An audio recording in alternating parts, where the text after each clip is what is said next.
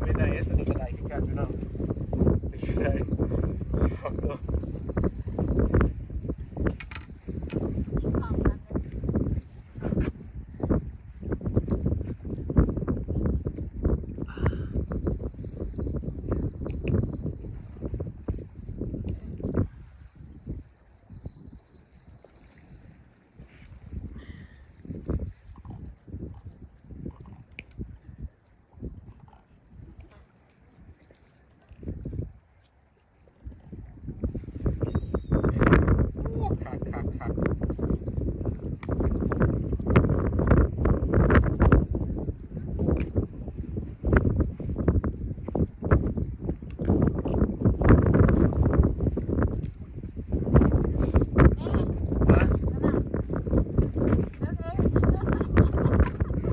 ทางนี้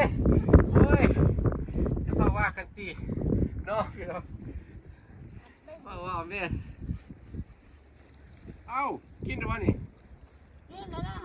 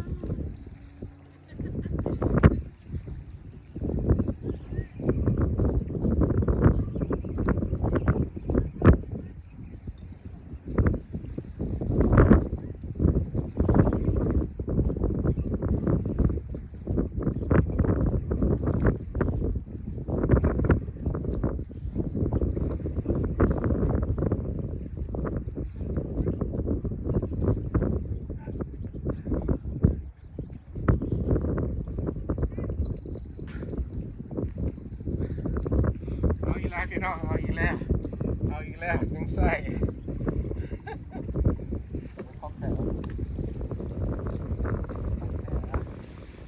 มีแต่ของแท้มีของปลอม ดึงตะไดกับของแท้ดึงมาไกลๆแล้วก็โอ้ยทำอะไรไทยไรฉลังมี มี แต่ฉลังนั่นแหละไฮบริดบ่มีดอกมีแต่ไรฉลังใช่ยังพี่น้องเอ้ยย่ายแล้วนั่งอันเด็กตรงย่ายอาจจะเห็นบ่มีแต่ไส้กระขักพี่น้องบุนี่กะปรากฏเขาอีกแล้วนี่ต้อมกับลิงบ่ได้มาคือว่ากระเจ้าชิมาเด็ดนี่ได้ติดแล้ว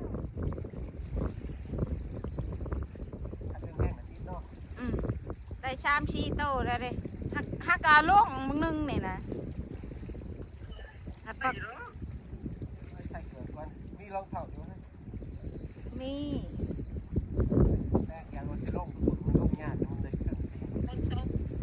ก็ปนตกอยู่เลยแต่ว่าปรากฏมันกินบางตัวนั่นตู่เมนนี่เราได้บางไรคนร้ายนะคุณเต็มมันคุณอยู่นั่นห้องน้ำไก่ห้องน้ำมีซองพันร้ายนะวันเฮาแคมปิ้งวันอยู่บนประจันอย่างนี้เต็มจะเป็นคนไหมอันเด็กใส่พี่น้องเลย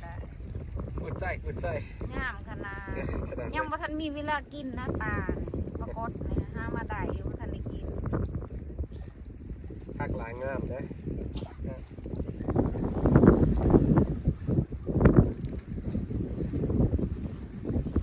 ได้ปะ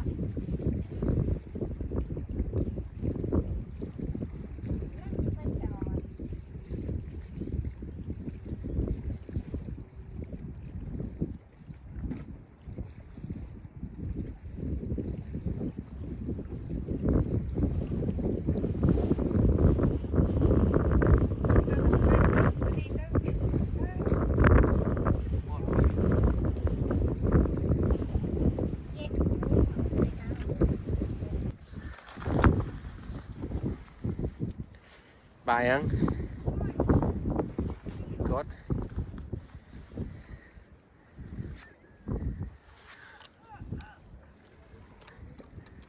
ปลา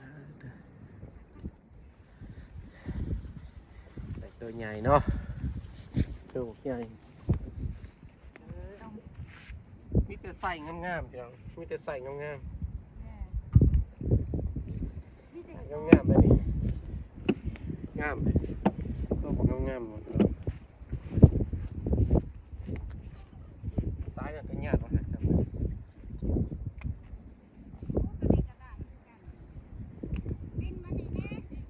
แม่นหรอได้หรอ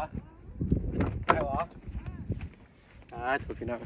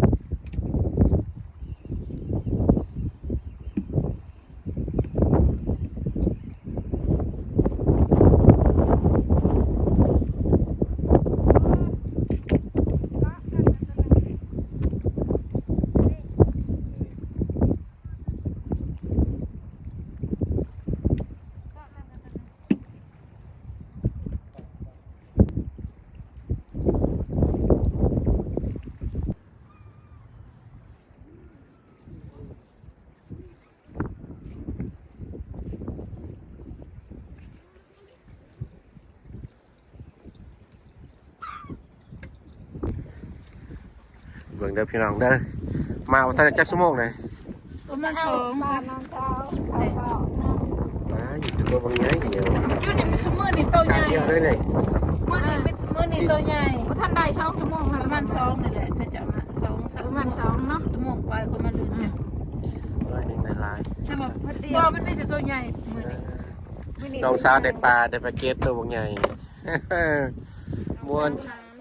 กรุ๊ปไปทางพุ่นดิพี่น้องพูดเบิ่งเรา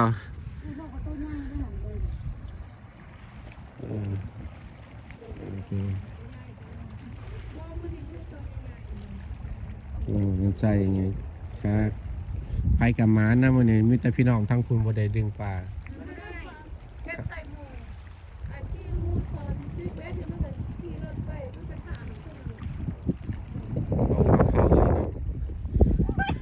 เขา บ่แม่นเฮามาสิเลยพร้อมสิเข้ามาก็เฮ็ดกัน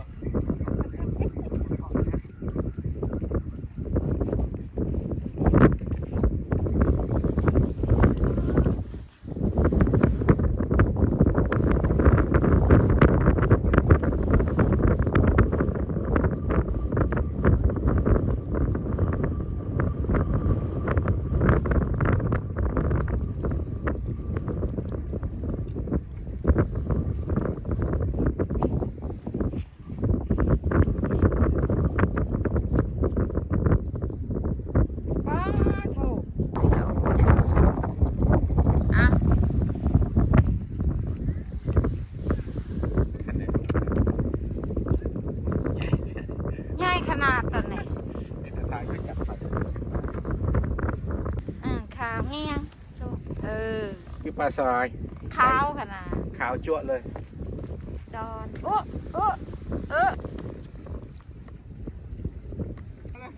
องจะมาอยู่ละนิดเปล่าโอ้ยเงียบ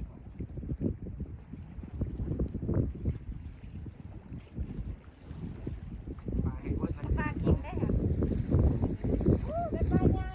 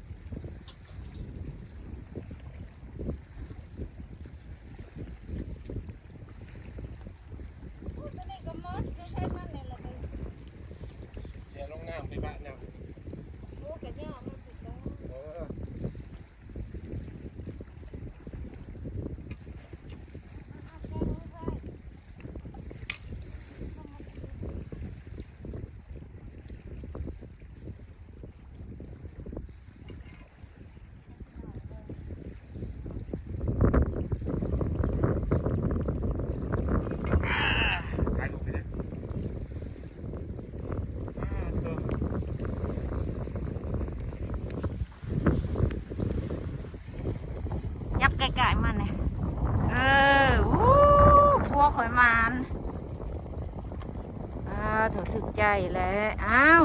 เอาว่าเจ้า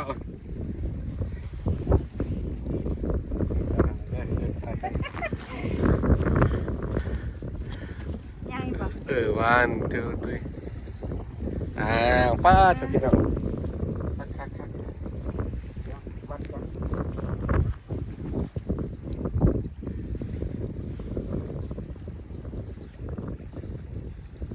มัดลักๆได้เฮ้ย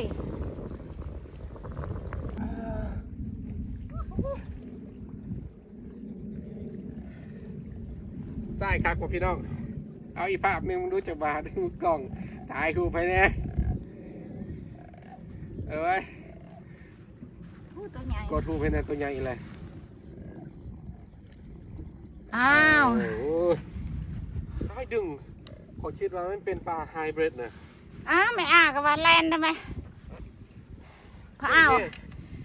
ดึงแห้งอะไรได้มันเด้อ ไม่ว่าแลน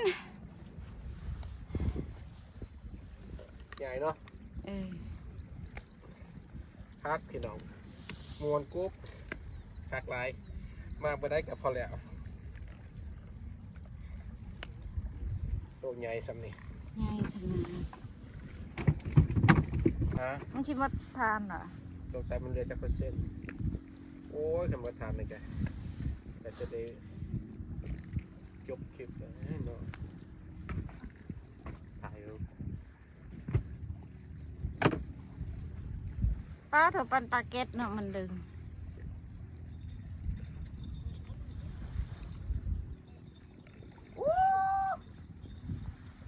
แม่นกคู่ลูกเขียมตอนนั้นได้หามปลาไฮบริดแท้เลยค่ะของมัน นี่ก็มา11อีกกับเมียกาพอดีทำอะไรก็เก็บเครื่องแล้วก็ซื้อเมื่อละยังอยู่2คันบ่ทันได้เอาคืนกามอนมื้อนี้ได้ปลาคูเลอร์หนึงพอดีเต็มคูเลอร์ได้ปลาเก็ตตัวหนึงรายการนั้นก็มีแต่ปลานางปลากดเนาะกาอย่าลืมเด้อพี่น้องเด้อถ้าพี่น้องอยากเบิ่งคลิปดีๆกันไทยไปหาปูหาปลาอย่าลืมกดไลค์กดแชร์กดติดตามเพื่อให้กำลังใจพี่น้องวิวแล้วกดไลค์ให้ในพี่น้องพอให้เป็นกำลังใจและดีใจเนาะอย่าลืมส่องบาวกิงบานนอกแชนอลได้พี่น้องเด้อขอจบคลิปลงเพียงเท่านี้แหละสบายดีพอกันคลิปหน้าบ๊ายบาย